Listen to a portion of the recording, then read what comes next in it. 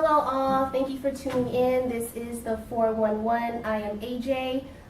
Today our topic is on the Black representations of sexuality. I'm kind of going to relate everything to Black sexual politics.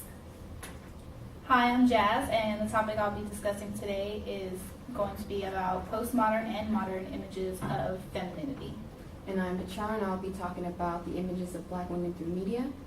And I'm Ayanna, and I'll be explaining Black masculinity, postmodern and modern. Okay, so to start, our first image of postmodern femininity is the mammy. And I know you guys have all seen this image before. The mammy was known to be the safest route when it came to in-house servants. Why? Because she was known to be asexual. What this meant was she was known to be physically unattractive. All her femininity was taken from her with the rag over her head, with the way she dressed in rags, everything was covered. There was no femininity to her. They took that from her in this image. Do you think there's some images today in modern time of the mammy? Well, yeah, we still have the Aunt Jemima of today. The image hasn't really changed. Okay. Of course, these are older images of the mammy, and I'll show you right now that it really hasn't changed. Because this picture, you guys all know who this is, Oh, yeah. Medea. Yeah. This picture, you don't think of her as a mammy, but if you notice, she has the same characteristics. She's a bigger woman, unattractive, very masculine, and her role is to be the boss lady. So it really has not changed in much of a way, and we still come to accept it today. Our next topic is going to be about the Jezebel. And the Jezebel was the exact opposite of a mammy. She was hypersexual, known to always have the need for sex, and it was a perfect excuse for white men to have sex with these women. Another thing about the Jezebel was that she was blamed for victimizing white men. So it was always just about her need for sex, and she was so uncontrollable. Right, and a lot of these images nowadays are influenced through media, and you have the video vixens out there where they're hypersexual. The bad bitches are born, through the Jezebel image, and they're kind of just put on a pedestal where all women should be looking like that, or they're like the Halle Berrys, the Melissa Fords, the Beyoncés. Why do you guys think that we can't get away from these images? They keep being enforced. We're in a new, modern time, modern age. There's a lot of technology. Yeah, it's the technology, I think. Social networks, you have a lot of people into trends, and that's very popular in Black culture. Okay. Yeah. And the reason why these are still popular today is because they were accepted way back when. So why change now if we're not It was like a systematic knowledgeable thing, enough to change it? Okay.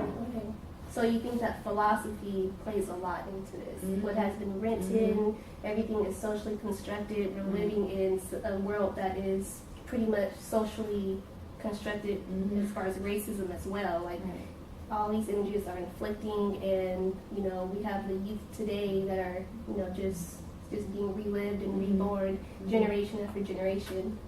And it just became a norm. Yeah, it's a social norm. Right.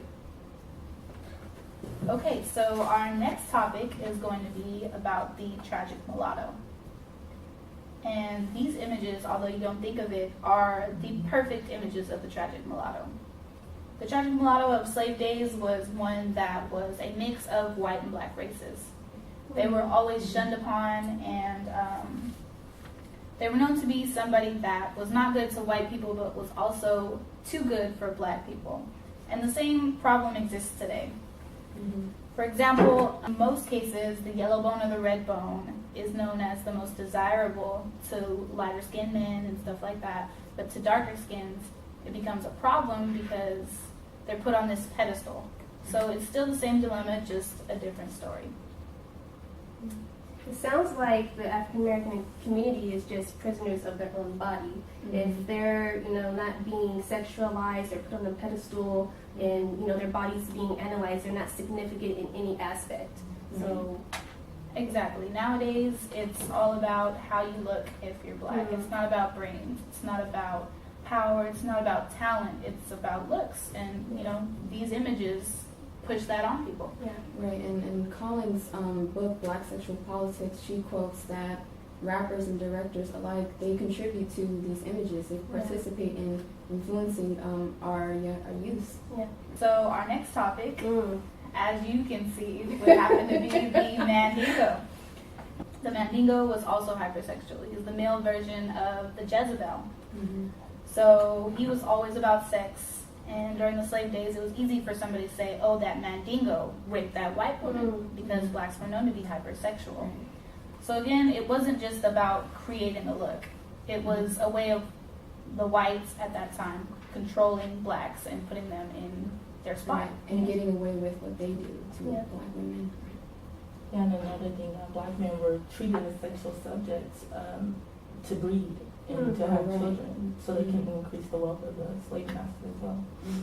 Do you think this dehumanizes, black people in general, or? Yeah, you have the stereotype that the black male is not a father figure, and you can relate that back to slavery times where they just used them to multiply. Okay. Yeah. And in that they separated the mom, the children, and the father. So I don't know. I feel like the fatherhood is a badge of masculinity, and they've been denied that since slavery. So now to play on that, we're going to talk about the brute. And if you guys haven't already seen this image, it's going to really shock you. Now on the left, you see an actual ape.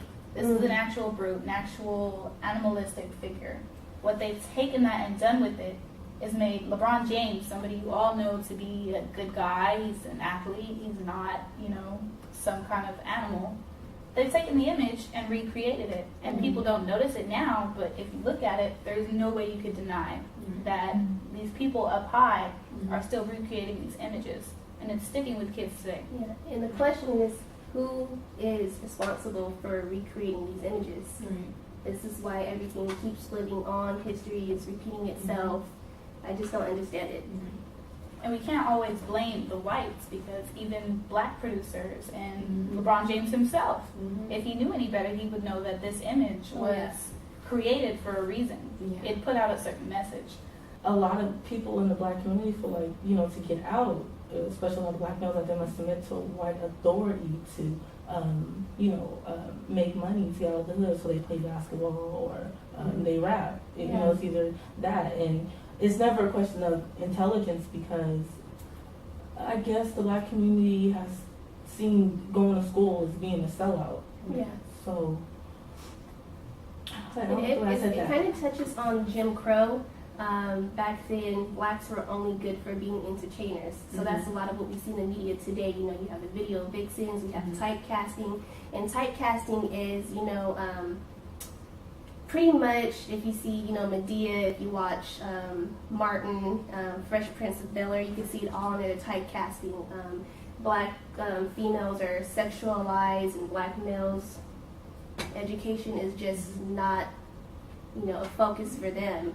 So, and then we have like the Sapphires, the Jezebels, the Mannies. These all play roles in the black community as far as entertainment, movies, mainstream media. We have our reality shows. So moving on, we have an even more interesting picture. Oh wow! Now, if you don't know, Are they Alicia's? Yep, they are Alicia's. And of course, this was put on the media, and for some odd reason, these women thought it was a good idea too. So this brings us to the thug.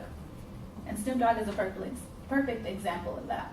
This guy I don't really know, but we're going to focus on Snoop Dogg.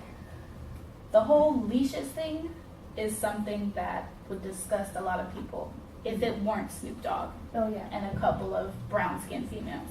But since it is Snoop Dogg and a couple of brown-skinned females, it's normal. Why is that?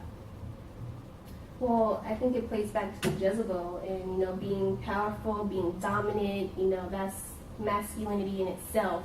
And specifically for black men, there's no other characteristics to show but to be that. Homophobia and, to be gay, to be bisexual is just not accepted in the black community. And here he's showing that he is in control and, he's dehumanizing these women. And, you can't just blame him. That's the thing. You always see that they're blaming the men, but these women played just as much a role as he did. Okay, so we have a quote here. Okay. It says, "White fear of black sexuality is a basic ingredient of white racism." Cornel West. Yeah. So basically what Cornel West is talking about is that black men and black women as well, but specifically black men, have a problem with being themselves. Yes. And of course you want to blame it on whites. You want to say, oh, it's the racist whites, they're putting us in a corner. But it doesn't have to be that way. And Du Bois actually talks about this, seeing yourself through the eyes of others. Blacks, not all blacks, but some blacks, they want to just be seen as, pure, to be white, or, things along those lines, and they just need to, be able to identify with themselves and gain back their identity, and not allow the white privilege or the white power to, de-essentialize their true demeanor. And I also think a lot of nowadays rappers and directors alike, they kind of mock, old images of black women and males, and that's why they include the bad bitches in their videos and kind of like, I make money out of this, so if you want to make our women look this way, hey, I'm going to take that in and give the people what they want, right? Right. And just on the basic terms, it doesn't have to be in popular media. We've watched a documentary, A Girl Like Me, where these girls are saying that black is ugly. Even to the ages of 5 to 8 years old, they know that darker is uglier. Yeah, Pressed hair is prettier. The Natural hair isn't as pretty. So, of course, it's not something that has to do exactly with popular media. It's in every one of us. Right. And only we can change that. Okay, so that is our time. Thank you so much for tuning in. We're just going to wrap up any last, details that you guys may be concerned about. So overall, we just have to focus on present times and what we're going to do as far as activism, and we have to give credit to those who are making efforts. We have all of our feminists, we have our activists, and to be a feminist, you do not have to be a woman. We do have black, male feminists as well that are out there. So we just have to, step forward and recreate our notions of black sexuality, politics, and the representation of our group overall. So. And it was probably thought that these images ended in slavery, but they have transpired today and have sort of built that social competence within the black community and towards the black community where people recognize the difference. So, again, my name is Jazz. I'm AJ. And I'm Vichara. And I'm Ayanna. And if you have any questions, concerns, or comments, please leave them below and we will definitely get back to you. Shout out to Fresno State and Dr. Johnson. Thank you so much for your time and have a happy holiday.